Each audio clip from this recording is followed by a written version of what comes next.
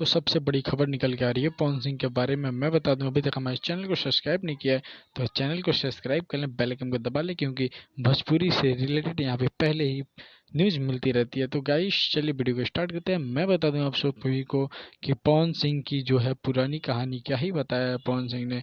वो बताते हैं कि मैं जो पहले टाइम में जो था सिंगर था, 20 साल से मैं जो है फिल्म इंडस्ट्री में काम कर रहा हूँ।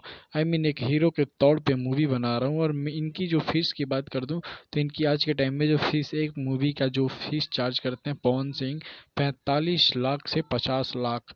और सालिना की अगर इनकम बोलूं तो 1.5 से 2 करोड़ की इनकम पवन सिंह अभी फ़िलहाल में करते हैं।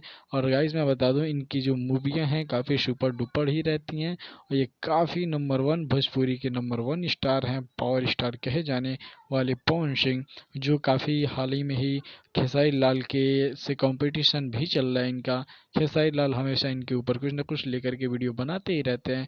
और मैं बता दूं आप सभी को कि देखने वाली ये बात है कि अगली मूवी जो आने वाली है पवन सिंह की, वो कितनी भयानक मूवी होगी, इसी चैनल पे आप लोग को जरूर मिलेगा। और गाइस मैं बता दूं आप सभी को, अगर इस वीडियो में आपको जो भी अच्छा लगा हो या बुरा लगा हो, या पवन